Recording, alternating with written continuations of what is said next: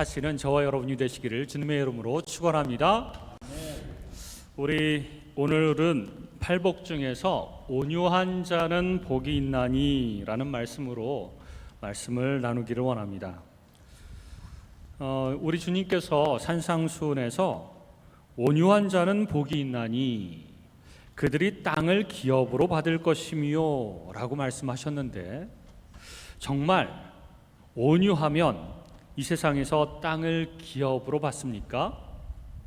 제가 필리핀에서 학교를 세웠는데 학교가 월세 내는 임대였습니다.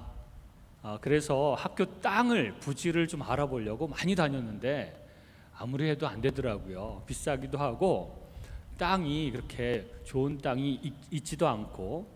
근데 그때 뭘 느꼈냐면, 야, 이거에 보통 노력으로 되는 게 아니구나, 땅을 얻는다는 것이. 이런 생각을 해본 적이 있습니다. 사실 온유한 사람일수록 지질이 가난하기도 하고 땅 같은 것은 없습니다. 땅을 얻으려면 온유하기보다는 복부인들처럼 억척스러워야 하는 경우가 많습니다. 국어사전에 온유라고 하는 뜻은 성격이나 태도 따위가 온화하고 부드러움이라고 나옵니다. 그러나 주님께서 말씀하시는 이 온유는요, 국어사전의 개념과는 다른 개념입니다. 이 팔복의 내용은 하나님의 복을 받은 성도에게서만 나타나는 특징이고 지향점입니다. 성도에게서만, 불신자들에게는 나타나지 않는 그런 특징이죠. 그러니까 불신자들에게는 나타나지 않는 특징이어야 되는데, 국어사전의 부드러운 성격은 사실 불신자들 중에서도 많이 나타나기 때문에 이 성경에서 주님께서 말씀하시는 이 온유는 그런 의미가 아니라는 것이죠. 민수기 12장 3절에 보면요, 이 사람 모세는 온유함이 지면의 모든 사람보다 더하더라. 그러니까 모세가 온유함이 이 세상 사람들보다 제일 뛰어나다라고 말씀해주고 있습니다. 그러면 모세가 처음부터 천성이 정말 온유했던가요? 사실 모세는 성질을 못 죽이고 애굽 군사를 때려 죽였습니다. 그리고 미디안 광야로 도망갔죠. 게다가 모세가 이스라엘의 지도자가 된 후에도 자주 화를 냈습니다. 아마 성격이 불같았던 것 같습니다.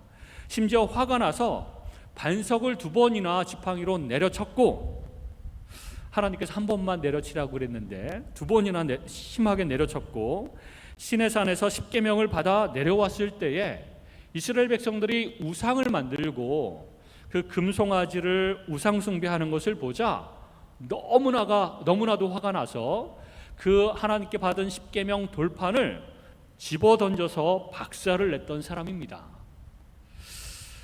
이 정도면 온유하다고 말할 수 있을까요? 게다가 모세가 세상에서 가장 온유한 사람이라면 땅을 기업으로 받아야 하는데 결국 가나안 땅을 들어가 밟지 못하고 가나안 땅이 저 멀리 보이는 광야에서 홀로 쓸쓸히 죽게 됩니다. 그래서 성경이 말하는 그 온유라고 하는 것은 천성이 부드럽고 이런 온화하고 한 그런 뜻은 아니라는 것이죠.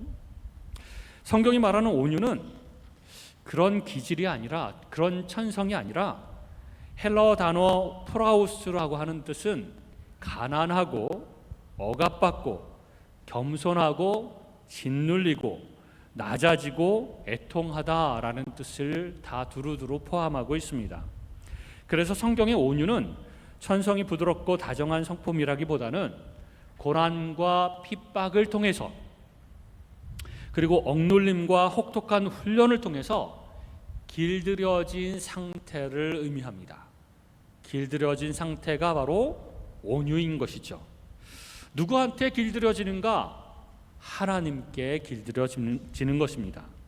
마치 야생마가 길들여지면요, 야생마가 가지고 있는 힘은 그대로 있으면서도 길들여지면 사람의 명령을 잘 따르는 상태, 그것이 바로 온유라는 것입니다. 여러분, 야생의 사자도요, 길들여지면 힘은 그대로 가지고 있지만 사람에게 복종하면서, 우리가 종종 서커스 같은 데서 사자가 이렇게 뭔가 사람 말을 잘 들으면서 따르는 것을 볼 수 있지 않습니까? 그런 상태. 그 길들여지는 힘들고 혹독한 과정에서 우리의 마음이 가난한 심령이 되고 애통한 마음이 되어서 낮아지고 하나님께 순종적으로 되는 것, 그것이 바로 온유라고 하는 것입니다. 모세 얘기로 다시 돌아가면, 모세는 태어나면서부터 바로의 공주의 아들로 살았는데 혈기가 왕성하여 이집트 사람을 죽이고 광야로 도망가서 40년 동안, 무려 40년 동안 처가댁에서 양치기 하면서 더부살이를 합니다. 그 40년도 자신의 무기력함과 무가치함을 철저히 깨달은 그런 시련의 시간이었습니다. 맨날 양을 아침에 끌고 나가서 들판에 풀어놓고 뭐 했겠습니까? 아무것도 안 했습니다. 그냥 양들을 지켜보고 가만히 우두커니 하루 종일 그렇게 지내다가 집으로 또 돌아오는 것이죠. 그거를 하루 이틀도 아니고 1, 2년도 아니고 40년간을. 요즘에 가끔 남편들 가운데 열심히 그렇게 인정받으면서 사회에서 생활하다가 직장을 잃고 집에서 빈둥빈둥 가만히 아무것도 안 하면서 놀고 있는 사람들이 많이 있다고 합니다. 그러면 무기력함과 무가치함을 느끼게 된다고 합니다. 아마 모세는 더 심했겠죠. 1, 2년이 아니라 40년 동안을 그렇게 했으니까. 그때 거기서 바로의 공주의 아들이라고 하는 것은 죽고 자아가 비워지는 그런 시간을 보내게 되었습니다. 게다가 80살이 되어서 노인이 되었는데 그때 하나님의 부르심을 받아서 이스라엘 백성을 이끄는 지도자로 40년을 보내는데요, 그때도 죽도록 고생을 합니다. 그 와중에 모세는 여전히 역정도 내고 그리고 격한 행동도 보이면서 인간의 한계를 보였지만 하나님의 그의 마음을 점점 길들이셔서 그를 온유한 자라고 말씀하신 것입니다. 하나님께 조금씩 길들여져 갔던 것이죠.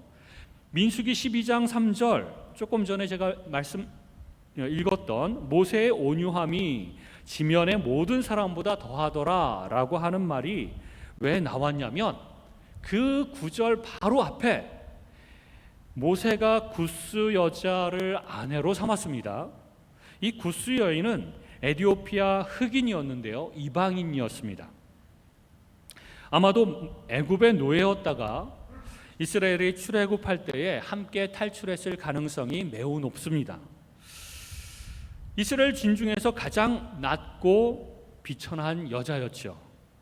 모세가 굳이 그 여자를 후처로 삼냐면 바로 이스라엘의 구원이 낮고 천한 이방인들까지 포함하고 있음을 하나님께서는 말씀해 주고 싶으셨던 것입니다.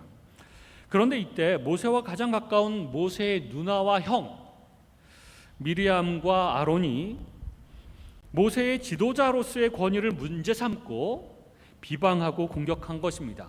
이 사람하고 결혼했다고, 저 낮은 사람, 이방인, 흑인, 그 여자하고 결혼했다고, 어떻게 이스라엘 전체의 지도자가 그럴 수 있냐고 지도자의 그 권위를 문제 삼았던 것이죠. 그런데 이때 모세는 하나님께 길들여지면서 아무런 대응도 하지 않습니다. 그동안 하나님께 길들여졌기 때문인 것이죠. 그래서 모세가 처음부터 온유한 성품을 가진 것이 아니라 미디안 광야에서 40년 무기력하게 시간을 보냈고, 그리고 광야 생활 내내 이스라엘 백성들이 원망과 불평을 하면서 심지어는 지도자 모세를 죽이려고 돌을 든 적도 있었습니다. 그런 일련의 여러 가지 일들을 통해서 하나님께 점점 길들여져 갔던 것입니다.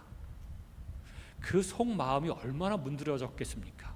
얼마나 속상하고 얼마나 무가치하고 무기력하고 이런 것들을 경험하고, 그거를 거의 80년 내내 40살부터 죽기 전까지 120살까지 그 시간 내내 그런 것들을 경험하면서 살아갔던 것입니다.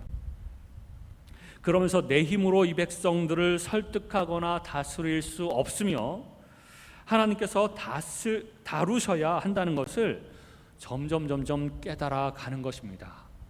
내 지도력으로, 내 말로, 내 영향력으로 그렇게 되는 것이 아니라 나는 할 수 없고 하나님이 하셔야 된다라고 하는 것을 점점 깨달았던 것이죠. 그래서 미리암과 아론이 모세의 권위에 대항하여 비방함에도 불구하고 그것에 대응하지 않고 그저 하나님께 맡겼던 것입니다. 그 모습을 온유하다라고 표현한 것이죠. 그랬더니 하나님께서 직접 아론과 미리암을 불러서 모세의 권위를 확증해 주시고 모세를 비방한 미리암에게 문둥병을 주셨고, 그래서 모세가 하나님께 고쳐달라고 제발 좀 불쌍히 여겨주시고 용서해달라고 기도하니 7일 동안 격리하게 하시고 난 다음에 미리암을 고쳐주셨습니다. 그러니까 온유라고 하는 것은 하나님의 뜻에 붙들려서 하나님의 뜻을 따라 살아가는 태도인데, 이것은 여러 가지 과정과 훈련과 많은 시간들을 들여서 하나님께서 만들어 가시는 성품이라는 것입니다.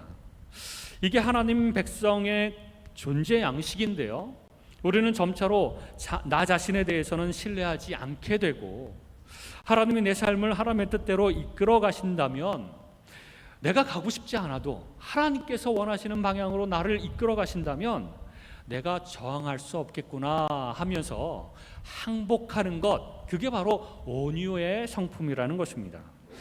항복할 뿐만 아니라 비워진 내 속에 하나님으로 가득 채워지는 것을 온유라고 합니다. 그것을 다른 말로 자부인이라고 하기도 하고 성령 충만이라고 하기도 합니다. 이제 내가 내 뜻대로 내 마음대로 가는 것이 아니라 하나님께서 하나님의 뜻대로 나를 이끌어 가실 때 예 알겠습니다 순종하면서 가는 것이죠. 그러므로 온유는 하나님의 백성들 스스로가 갈고 닦아서 스스로가 자기 훈련을 통해서 보여줘야 하는 성품과 기질이 아니라 하나님의 열심에 의해서 끌려가는 자들에게 나타나는 그런 항복의 삶을 가리키는 것입니다. 예수님께서도 자신을 온유하고 겸손하다라고 말씀하시면서 나의 멍에를 메고 내게 배우라 라고 말씀하셨습니다. 그런데 여러분, 예수님의 멍에는 뭐죠? 십자가죠. 십자가. 이사야서 53장 7절에 보면 예수님께서는 곤욕을 당하여 괴로울 때에도 도수장으로 끌려가는 어린 양과 털 깎는 자 앞에서 잠잠한 양같이 그의 입을 열지 아니하셨다라고 이사야 선지자가 예언하고 있습니다. 또 베드로전서 2장 23절에서도 그 예수님께서는 욕을 당하시되 맞대어 욕하지 아니하시고 고난을 당하시되 위협하지 아니하시고 오직 공의로 심판하시는 이에게 부탁하셨다. 그저 하나님께만 맡겼다. 예수님의 모습을 이렇게 묘사하고 있습니다. 예수님께서는 왜 그렇게 하셨을까요? 하나님께서 그렇게 살기를 원하시니까. 성령이 충만하셔서 성령께서 이끄시는 대로 예수님께서는 그 자신의 사명을 감당하면서 그렇게 나아갔던 것입니다. 내가 심판하거나 복수할 수 있어도 하나님 아버지께 맡기는 것이죠. 그것이 바로 온유입니다. 이 온유와 겸손은 비천, 헬라어로 비천하고 억압, 그 다음에 이제 낮아짐, 고통, 굴욕의 의미도 있는데요. 그래서 누군가에게 그렇게 훈련받고 길들여져서 내 뜻과 내 존재가 비워진 채로 하나님의 뜻에 맞춰가는 것, 그것을 바로 온유라고 합니다. 그걸 내려놓지 못하니까 내가 힘든 것입니다. 항복하고 하나님께 주도권을 내어드리고 하나님께서 이끌어 가시면 그저 묵묵하게 말하지 않고 순종하고 따라가고 그렇게 해야 되는데 싫습니다. 내가 가고 싶은 길은 이 길입니다. 내가 하고 싶은 일은 이것입니다. 내 마음대로 생각하고 내 마음대로 말하고 내 마음대로 행동하고 싶습니다 라고 할 때, 그래서 우리의 인생이 힘든 것입니다. 그것을 내려놓지 못하면, 항복하지 못하면 어려운 길을 가야만 합니다. 여러분, 야생마를 길들일 때도요, 그게 내 마음대로 가고 싶은 마음이 야생마 가운데 있기 때문에 그 야생마를 길들이는 과정이 쉽지만은 않습니다. 그런데 어떤 야생마는 좀 짧게 그것이 끝납니다. 그리고 잘 길들여져서 이제 사람 말을 잘 듣고 순종하는 그 말이 되는 것이죠. 그런데 어떤 야생마는요, 길길이 날뛰고 뒷발질도 하고 앞발을 높이 들고 몸부림치면서 도망치려고 하고 심지어는 사람을 물기까지 하는 야생마들이 있다고 합니다. 그럴수록 그 말은 오랫동안 힘들게 되는 것이죠. 계속해서 매맞아가면서 또 고삐에 조여서 뭐 이리저리 계속 끌려다니면서 훈련을 받아야 되는 것이죠. 하나님이 그 백성들을 길들이려고 하실 때에도 어떤 사람은 그 기간이 짧게 끝납니다. 아이고야, 하나님 그렇군요. 이제는 항복합니다. 내 뜻대로 살지 않겠습니다. 라고 하면서 하나님께서 이제 이끌어 가시는 대로 순종하면서 갑니다. 그러면 그 기간이 되게 짧아지겠죠. 그러나 어떤 신자들은 빨리 항복하지 않습니다. 반항하는 사람들이 종종 있습니다. 끝까지 고집을 피우면서 내 뜻이 옳습니다. 내 생각이 옳습니다. 내가 하고 싶은 대로 하고 싶습니다. 끊임없이 그렇게 주장하면서 하나님께 주도권을 드리지 않고 항복하지 않는 사람들이 있습니다. 그럴수록 자기 자신만 더 힘들어지고, 그러면 내 마음대로 내가 생각하는 대로 살면 그럼 정말 행복하고 정말 좋은 삶을 살아갈 수 있을까요? 또 그거는 아니라는 것이죠. 그렇게 살면 너무나도 힘든 것입니다. 그것을 하나님께서 허용하십니다. 그래? 네 뜻대로 한번 살아봐. 내버려 두시는 것이죠. 그런 방식으로 또 하나님께서 훈련하시기도 합니다. 그러면서 깨닫는 것이죠. 돌아온 탕자처럼 아버지의 뜻을 거슬려서 자기 마음대로 한번 살아보는 것이죠. 그러다가 파산하고 또 굶주리고 고생하고 뭐 그렇게 하는 것이죠. 그걸 통해서 하나님께서 점점 만들어 가시는 것입니다. 길들여 가시는 것이죠. 하나님께서는 그분의 의지로 우리를 반드시 길들이시겠다, 온유하게 만들겠다, 항복하게 만드시겠다. 그래서 우리를 혹독한 훈련으로 이렇게 내모실 때도 있습니다. 그렇게 온유하게 하나님께서 만드신 다음에 우리에게 땅을 주시는데, 그 땅은 이 땅에서의 땅은 아닙니다. 제가 하나님 온유해서 땅을 못 받는 겁니까? 필리핀에서 기도하면서 저에게 좀 땅을 주십시오. 그리고 땅을 후원할 수 있는 후원자들을 하나님 붙여주십시오. 계속해서 기도했는데 결국에는 땅을 안 주셨습니다. 그런데 우리 성도님들 가운데서도 땅이 필요하거나 집이 필요한 사람들은 또 이 기도를 하는 분들도 종종 있는 것을 제가 알고 있습니다. 하나님, 제가 온유해질 테니까 제발 좀 땅도 주시고 집도 주십시오. 그 땅은 아닙니다. 시편 37편에는요, 복받은 자에게 주어지는 땅에 대한 이야기가 구구절절히 많이 나옵니다. 37편 9절에 보면 여호와를 소망하는 자들은 땅을 차지하리로다. 11절에도 그러나 온유한 자들은 땅을 차지하며, 22절에도 주의 복을 받은 자들은 땅을 차지하고 주의 저주를 받은 자들은 그 땅에서 끊어지리로다. 29절에도 의인이 땅을 차지하며 거기서 영원히 살리로다. 그 땅에서 영원히 살리로다 라고 말씀하셨기 때문에 그 땅은 이 땅은 아니죠. 우리는 이 땅에서 영원히 사는 것이 아니라 천국에서 영원히 살기 때문에 그렇습니다. 그 땅은 하나님의 복받은 자들이 기업으로 받을 땅인데 의인만이 들어가 살 수 있는 곳입니다. 그러나 우리가 한번 공부한 것처럼 로마서 3장 10절에 의인은 없나니 하나도 없기 때문에 인간들 중에는 그 땅에 살 수 있는 이가 하나도 없습니다. 그러나 마음이 온유하신 예수님과 연합되어 구원받은 성도를 하나님께서는 의인이라고 칭해 주셨기 때문에 우리 성도들은 그 땅을 받게 될 것이라는 것이죠. 그러면 도대체 의인만이 들어가서 사는 이 땅은 어떤 땅인가? 어떤 성격을 가진 땅인가? 1차적으로는요, 젖과 꿀이 흐르는 가나안 땅이었습니다. 성경에서는 끊임없이 애굽, 이집트 땅과 가나안 땅을 비교하면서 너희는 이제 가나안 땅으로 들어갈 것인데, 약속의 땅, 그 땅은 젖과 꿀이 흐르게 될 것이다, 이렇게 약속을 해주셨습니다. 그런데 이 이집트는요, 나일강이 항상 흐르기 때문에 관계시설을 잘 해놓으면 항상 매년 농사가 잘 되는 땅이었습니다. 그러나 이 약속의 땅, 하나님께서 그 이스라엘을 이끌고 들어가신 이 약속의 땅 가나안은 천수답이었습니다. 천수답이라고 하는 것은 하늘에서 내리는 비에만 의존하는 땅이라는 뜻입니다. 하늘에서 비가 내리지 않으면, 하나님께서 비를 주시지 않으면 농사가 잘 되지 않고, 하나님께서 비를 주시면 농사가 잘 되는 땅, 그 땅이 바로 천수답입니다. 그래서 그 땅에서는요, 인간의 지혜와 힘을 의지하지 못하고 오직 하나님만 바라보고 의지해야 되는 그런 땅입니다. 그래서 하나님의 말씀의 명령에 불순종하고 그러면 하나님께서 비를 내리시지 않습니다. 엘리야 시대 때도 3년 반 동안 비를 내리시지 않아서 사람들이 정말 고통 가운데 지냈던 것이죠. 그렇게 받는 땅이 바로 하나님께서 주시겠다라고 하는 땅입니다. 그 온유한 자들은요, 이 천수답, 하나님께서 운영하시는 땅에 들어가게 되는 것입니다.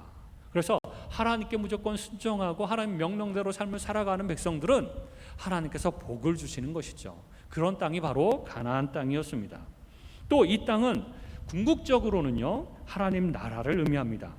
하나님께 선택받아 온유한 자로 길들여져 하나님께 항복한 하나님의 백성들은 이 땅에 들어가게 되는 것이죠.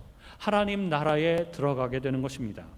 그 나라는 어떤 나라인가?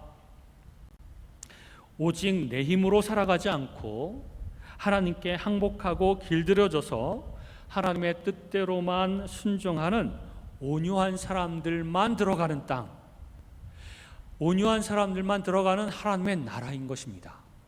그것이 하나님의 나라인 것이고요, 그런 사람들이 하나님 나라에 들어가서 영원토록 하나님께 감사와 찬양을 돌리며 이제 하나님의 뜻대로 순종하면서 살아가게 될 것입니다.